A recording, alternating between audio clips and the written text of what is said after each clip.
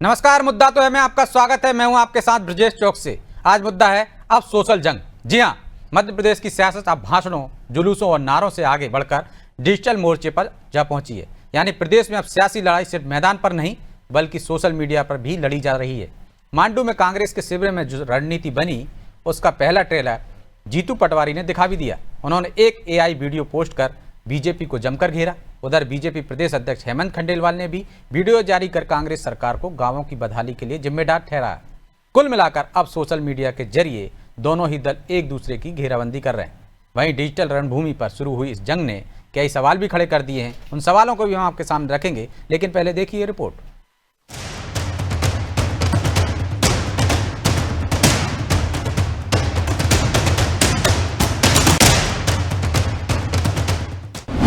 अब social media पर भी होगी सियासी जंग। AI वीडियो और पोस्टर से चढ़ा सियासी रंग। अब प्रदेश में सियासी लड़ाई जमीन के साथ ही सोशल मीडिया पर भी लड़ी जाएगी। मांडू में हुए कांग्रेस के शिविर में इसको लेकर प्लान तैयार हुआ तो PCC चीफ जीतू पटवारी ने इस पर अमल भी करना शुरू कर दिया है। उन्होंने बीजेपी को घेरने के लिए एक AI जनरेटेड वीडियो पोस्ट किया और मणिपुर, सड़क, पुल समेत कई मुद्दों पर बीजेपी को घेरा। जाहिर है कि अब सोशल मीडिया वो जरिया बन चुका है जिसके सहारे आसानी से वोटर्स तक अपनी बात को पहुंचाया जा सकता है। लिहाजा कांग्रेस सोशल मीडिया पर अब एक्टिव होती दिख रही है। वही इस नए प्लान पर कांग्रेस का क्या तर्क है वो भी समझ लीजिए। जनता से जुड़े मुद्दों को हम लगातार सड़क हो, सदन हो या सोशल मीडिया हो, हर स्तर पर उठाते रहे हैं। लेकिन हमारे नव संकल्प में जो तय हुआ उस तय के मुताबिक जो हमने संकल्प लिया है कि हम और पूरी ताकत से ब्लॉक स्तर पर पूरे प्रदेश में एक साथ आवाज उठाएंगे और सरकार के नुमाइंदों द्वारा की गई भ्रष्टाचारी, ज्यादती या दलितों, शोषितों के साथ हुआ शोषण, उसको पूरी ताकत के साथ उठाएंगे। इधर कांग्रेस ने सोशल मीडिया पर बीजेपी की घेराबंदी करने की कोशिश की तो बीजेपी भी इस मंच पर कांग्रेस को घेरने में जुटी है। कुछ दिन पहले ही बीजेपी के नए प्रदेश अध्यक्ष हेमंत खंडेलवाल ने एक वीडियो पोस्ट किया था जिसमें बताया गया था कि कांग्रेस के शासनकाल में 18,000 गांव की क्या हालत थी। बिजली जैसी मूलभूत सुविधाओं से लोगों को 60 सालों तक वंचित किया गया। वही अब बीजेपी कांग्रेस की इस सोशल जंग पर तंज कस रही है। देखिए, कांग्रेस पार्टी मध्य प्रदेश को बदनाम करने के षड्यंत्रों में लगी हुई है और यही कारण है कि AI का दुरुपयोग करते हुए इस प्रकार से मध्य प्रदेश की छवि को पूरे राष्ट्र के स्तर पर अपमानित करने वाला चित्रित करते हुए कांग्रेस पार्टी ने वीडियो प्रस्तुत किया है। कांग्रेस पार्टी अब चूंकि हकीकत की राजनीति से दूर हो चुकी है और यही कारण है कि AI जनरेटेड वीडियोस के माध्यम से उनको मध्य प्रदेश के बारे में अपनी नकारात्मक सोच को स्थापित करने के लिए इस प्रकार के माध्यमों का सहारा लेना पड़ रहा है। कांग्रेस पार्टी की पूरी सोच, पूरी मानसिकता जमीन पर धराशायी हो चुकी है। ये तो बात हुई सोशल मीडिया पर चल रहे आरोप प्रत्यारोप की। अब जरा इसका भी विश्लेषण हो जाए कि सोशल मीडिया पर कौन कितना मजबूत है। तो बीजेपी के एक्स पर 13 लाख फॉलोअर्स, वही कांग्रेस के 12 लाख। इधर फेसबुक पर बीजेपी के 16 लाख फॉलोअर्स हैं तो कांग्रेस के 11 लाख। यानी जमीन के साथ सोशल मीडिया पर भी बीजेपी की पकड़ कांग्रेस से ज्यादा मजबूत है। खैर, इस डिजिटल जंग में कौन बाजी मारेगा, कांग्रेस का प्रयोग कितना सफल होगा, कौन किसके खिलाफ सोशल मीडिया पर नैरेटिव गढ़ पाएगा, ये तो आने वाला समय ही बताएगा। ब्यूरो रिपोर्ट, अनादि टीवी।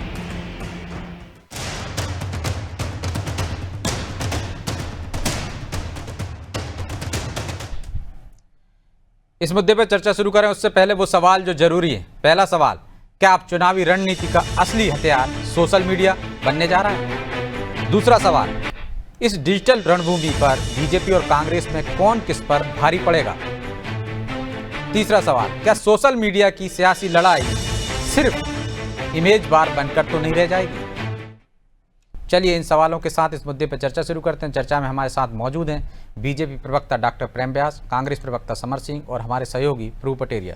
समर जी, व्यास जी, बहुत बहुत स्वागत है आपका। और समर जी, शुरुआत आपसे ही करते हैं।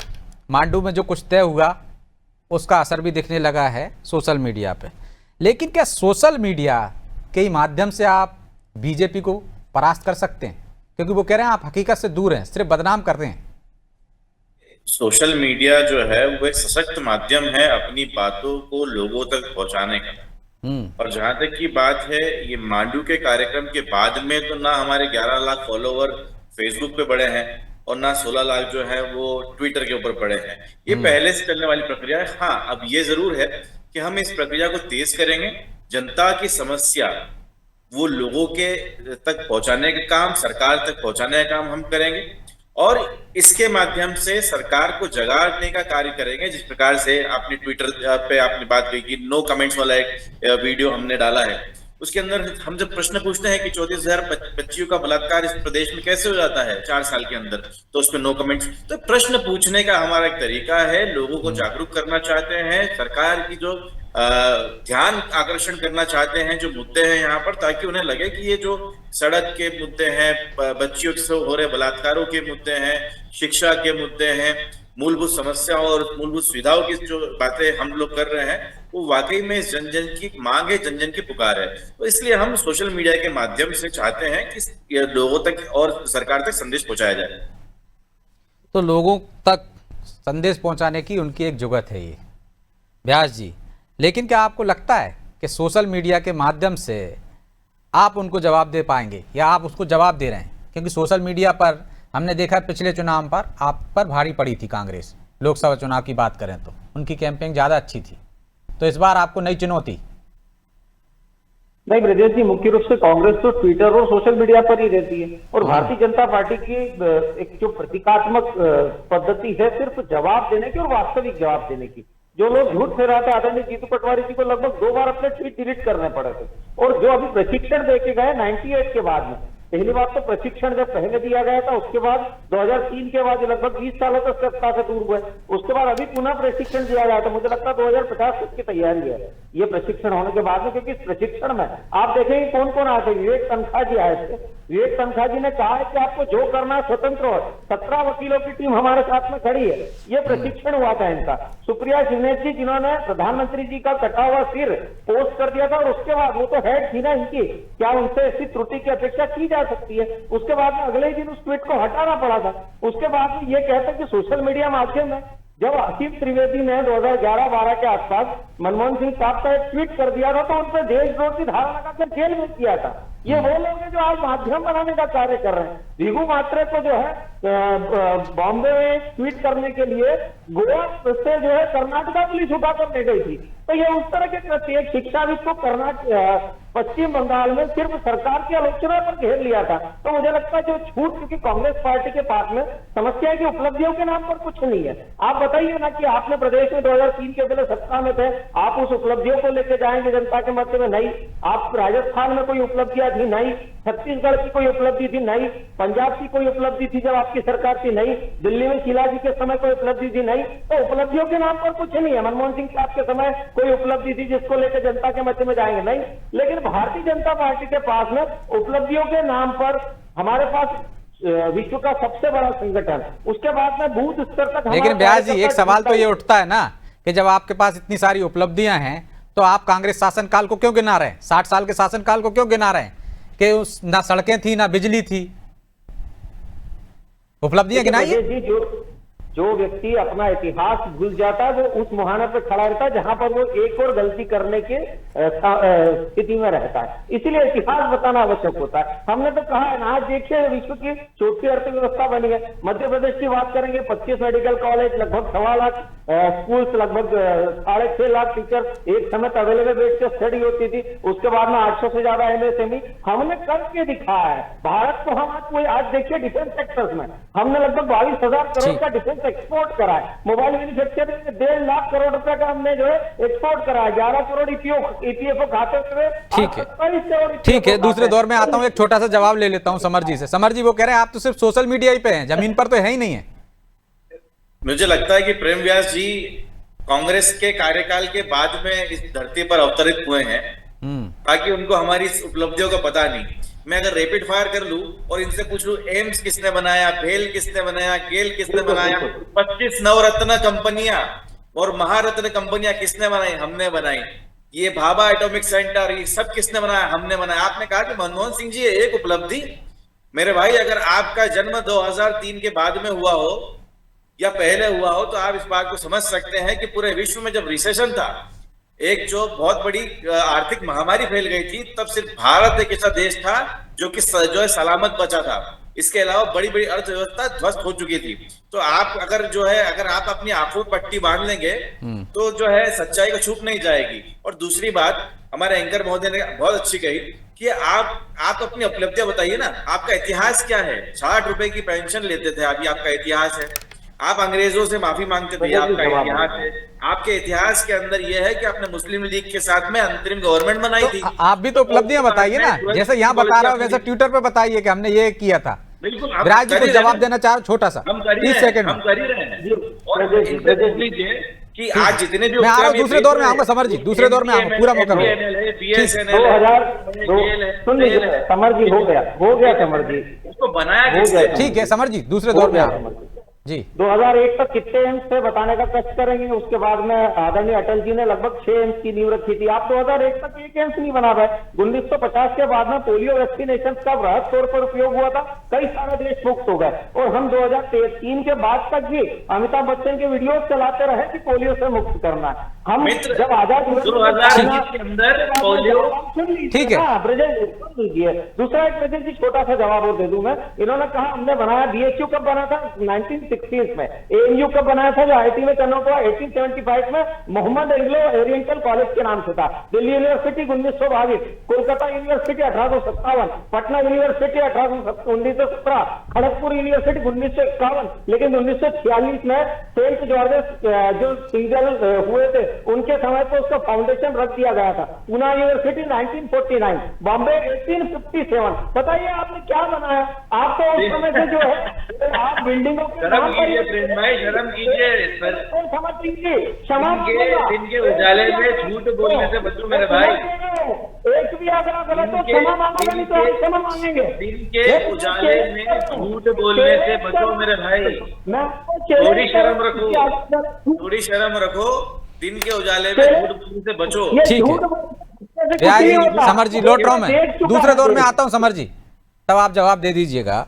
लेकिन प्रभु जी, डिजिटल रणभूमि पर जंग शुरू हो गई है, पहले भी हमने देखी है। क्या सिर्फ सोशल मीडिया से ही जीत हासिल की जा सकती है क्या?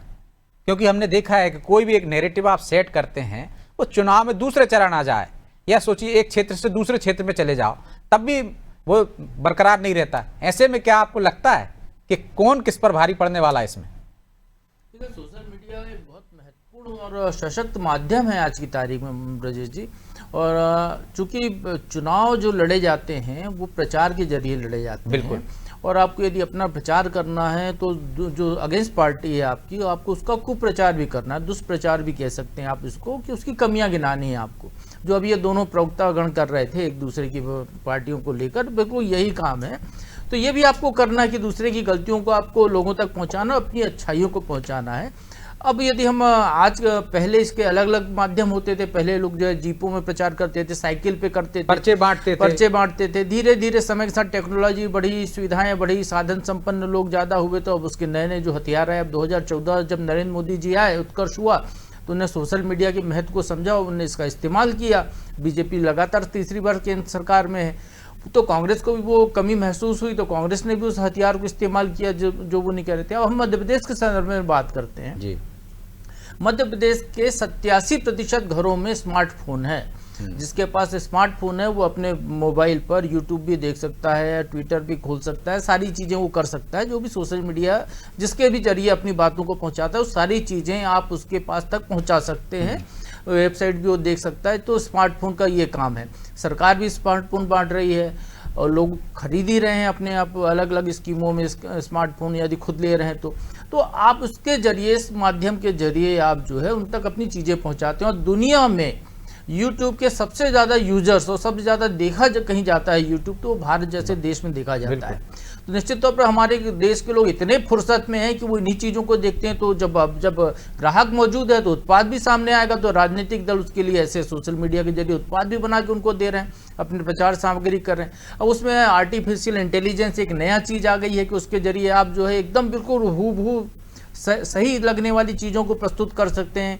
किसी के चेहरे को कुछ बना सकते हैं। पहले मॉर्फिंग करते थे, अब आप उसको और एडवांस तकनीक आ गई है। आप तो आप जो है नेहरू जी को, या मतलब आज बोलते हुए दिखाएंगे, आज ऐसा 1000 लगेगा कि साल नेहरू जी बोल रहे हैं। हाँ, आप 1000 साल पुराने किसी चित्र को, मूर्ति को चलते हुए बोलते हुए दिखा सकते हैं, आप कुछ भी कर सकते हैं। जैसे अभी अरविंद केजरीवाल जी ने चुनाव के दौरान किया था, अम्बेडकर जी उनको आशीर्वाद देते हुए दिख रहे थे। प्रयोग ये सारे राजनीतिक दल कर रहे हैं, लेकिन इसमें होता क्या है, आप ये करते करते जो है आप इतने आगे बढ़ जाते हैं कि आप गलतियां भी करते हैं, फिर वो फेक ट्वीट हो जाता है, फेक न्यूज हो जाती है, फेक, फिर लोगों के सामने समस्या आ जाती है कि सही क्या है, गलत क्या है। तो पूरा एक आप जो है अपने प्रचार के लिए देश को एक अलग तरीके की धारा में भी ले जा रहे हैं, जिससे बचने की भी जरूरत है। अच्छी चीजें बताइए, निश्चित तौर पर बताइए। अब जैसे अभी ये जो झगड़ा हो रहा था दोनों भाइयों में, समर जी कह रहे थे कि इनने किया क्या है, हमने ये बनाया, जो भी उनने गिनाए, जो भी नवरत्न गिनाए, ये गिनाए, तो उसमें बीजेपी थी क्या? उस समय जो सरकार थी उसने बनाए, कांग्रेस ने नहीं बनाए। कांग्रेस को जनता ने चुना था, उसमें उसकी सरकार थी, सरकार ने बनाया, इस देश ने बनाया। अंग्रेजों ने भी जो किया तो अंग्रेजों ने किया। और समर जी हंसने की जरूरत नहीं है, आपने केवल जितने भी एम्स पर आप रुक गए थे, उसके बाद के एम्स जो है निश्चित तौर पर बीजेपी की सरकार ने बनाए हैं।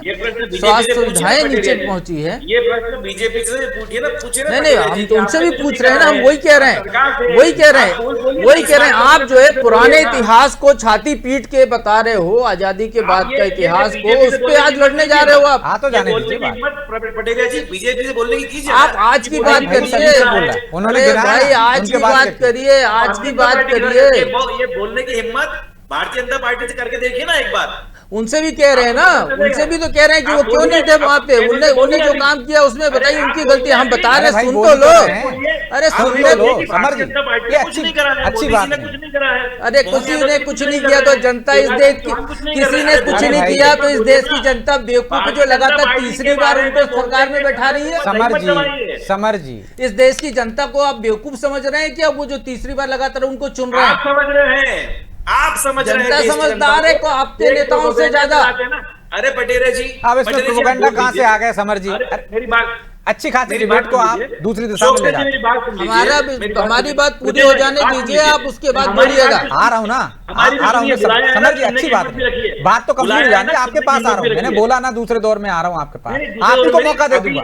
चलिए समर जी, आप ही के पास आ जाऊंगा, उनकी बात तो कंप्लीट हो जाने दीजिए भाई। मोदी जी ने कुछ नहीं करा। अरे भाई आप बात तो कंप्लीट हो जाने दीजिए समर जी। हर सरकार ने इस देश में कुछ ना कुछ किया है समर जी, चाहे आपकी सरकार हो, चाहे जनता दल की सरकार रही हो, जनता पार्टी की रही हो, आपने कुछ नहीं किया है, सरकारों ने किया है। इस देश की जनता ने जिस सरकार को चुना उसने किया है, उसमें कोई आपको अपने सीने पे मेडल लगाने की जरूरत नहीं है कि मोदी जी ने कुछ नहीं करा, जिस जनता को सरकार ने चुना उसने करा है। बोलिए ये बात। तो वही तो कह रहे हैं हम, वही तो कह रहे हैं। अरे कान में थोड़ा सा तेल डाल के सुना करो भाई पूरी बात। नाम लेके बोलिए। अरे आपका नाम लिया क्या? समझ उनका नाम ले, आपका नाम लिया। उन्होंने बोला सरकारें वही करती हैं जो जनता चुनती है, वो सरकारें करती हैं, कोई पार्टी थोड़ी नहीं करती। पार्टी पे लागू होती है ना। अरे तो भाई दोनों पे बोला ना, पार्टी पे लागू होती है क्या? अभी बोला लागू होती है। अरे सब पे लागू होती है समर जी। भाई वो जनता के ऊपर है ना, किसको चुन रही है, जिस पे भरोसा होगा उसको चुनेगी। उन्होंने आपको चुना, आपने काम किया, उनको चुन रहा है, ऊपर काम किया, भरोसे की बात है ना। ये तो भरोसा किया, लोगों ने चुना। लेकिन यहाँ पर बतौर पत्रकार अगर आप बैठे हैं तो आप ये भी बोलिए कि भारतीय मुझे क्या बोलना है समझ जी, आप मुझे नहीं बताएंगे, मैं आपको नहीं बता रहा हूँ। सुन लीजिए, सुनने की भी थोड़ा मात्रा रखिए। नहीं, ये आप मुझे गाइड नहीं कर सकते। आपको जो बोलना है, आपको एक जगह दी गई है बोलने के लिए, समय दिया गया, अपनी बात करिए। मुझे क्या बोलना है ये मैं तय करूंगा, ये आप तय नहीं करेंगे, कोई पार्टी तय नहीं करेगी, ना बीजेपी ना कांग्रेस। भारतीय जनता पार्टी जरूर तय करेगी मेरे दोस्त। बोल तो रहे ना, बीजेपी तय करेगी ना कांग्रेस तय करेगी। आपकी बातों से जो लगता है, कल आपके जो साथ बैठे तो उनसे पूछ लीजिएगा। गलत दिशा में मत जाइए, व्यक्तिगत पे मत जाइए। आपको किसको क्या बोलना है जी व्यास जी? देखिए 7 से 8 IIT थे 2014 तक, अभी कितने, लगभग 25। उसके बाद में लगभग 9 ट्रिपल IIT थे, अभी कितने, लगभग 20। उसके बाद एम्स की संख्या कितनी थी? उसके बाद 2003 में अटल जी ने, पूरी जनता जानती है भाई, इसको गिनाने की क्या जरूरत है? जिस विषय है उस पर बात करो। आप सोशल मीडिया में आपके अमित मालवीय जो फेक वीडियो डालते हैं उसको बताओ, उसकी सफाई दो। उधर के जो आते हैं फेक, उसकी बात आप कर रहे हो तो अपनी भी सफाई दो कि आपके जो है AI का दुरुपयोग नहीं करेगी भारतीय जनता पार्टी, ये बताओ आप। नहीं प्रभु जी, वो तो बात वहां से निकली थी ना, और सुप्रिया सिन्हा जी ने जो वीडियो चलाए थे उसका मैंने नाम लेके बोला ना कि अमित मालवीय ने अभी 2 दिन पहले भी फेक वीडियो डाला था, उसके बताओ। मैंने फिर कहा कि एक तरफ तो एक समय ऐसा था ना कि अगर कोई सोशल मीडिया पर डालते थे देशद्रोह का मुकदमा लगा के, तो आपके यहाँ भी होता है। अभी गिनाने शुरू करेंगे तो दिक्कत हो जाएगी। अभी तो ये सरकार है, असीम त्रिवेदी बताइए ना, मैं तो ब्रजेश जी अरे आपकी सरकार के मामले में तो भैया कोर्ट कह रही है कि ईडी का दुरुपयोग कर रहे हो आप जो है लोगों पे जो कोई यदि मीडिया में कुछ छाप दे तो राष्ट्रद्रोह का मुकदमा लगा देते हो। ये भी तो आपकी सरकार के बारे में बोल रहे हैं लोग, वो नहीं सुनाई देता आपको, वो नहीं दिखाई देता। नहीं कहाँ पर प्रभु, अभी बिहार में ही हुआ है एक पत्रकार पे मामला दर्ज भाई, अभी हाल ही का मामला है। अगर तथ्य है उसमें, तर्क है उसमें, तो निश्चित रूप से न्यायालय उसके लिए स्वतंत्र है। आज अब इसमें न्यायालय आ गए, जो है भारतीय जनता पार्टी की आप एक फर्जी FIR करा दो, उसके बाद कोर्ट से लड़ता रहे आदमी। नहीं आ रहे हैं, ईडी की तरफ से एक भी स्टेटमेंट आया तो बता दीजिए, जिस तरह से दुरुपयोग हुआ जाता था। आज ईडी तो कोर्ट गलत कह रही है क्या? कोर्ट कह रही है, कोर्ट ने अपनी तरफ से तर्क रखा है, कोर्ट ने। चलिए माफी चाहता हूं व्यास जी, क्योंकि समय की बाध्यता है, इसलिए चर्चा को यहीं विराम देना होगा। आप दोनों का बहुत बहुत धन्यवाद। तो निश्चित तौर पर सोशल मीडिया पर भी जंग लड़ी जाएगी, एक माध्यम है, उस माध्यम से आप अपनी बात पहुंचा सकते हो जनता के बीच में। लेकिन जब वहाँ पे गफलत भी होगी, क्योंकि आप गलत AI से जनरेट करके आप फर्जी खबरें चलाओगे, फर्जी एक नैरेटिव सेट करने की कोशिश करोगे, तो ये गफलत भी कहीं मतदाता को भ्रमित ना कर दे कि वो समझ ही ना पाए कि सही क्या है गलत क्या है। इसलिए ये सावधानी भी बरतने की जरूरत है राजनीतिक दलों को, क्योंकि गलत नैरेटिव सेट करने की कोशिश ना करें, बेमनस्ता ना फैलाने की कोशिश करें, लोगों में समाज में एक तरह से लड़ाने की कोशिश ना करें। तो इस पर भी ध्यान देने की जरूरत है, ये नई चुनौती है। बहरहाल कौन किस पर भारी पड़ता है ये तो आने वाला समय बताएगा। बहरहाल मुद्दा तो है, मैं इतना ही, मुझे दीजिए इजाजत और आप देखते रहिए अनादि TV। नमस्कार।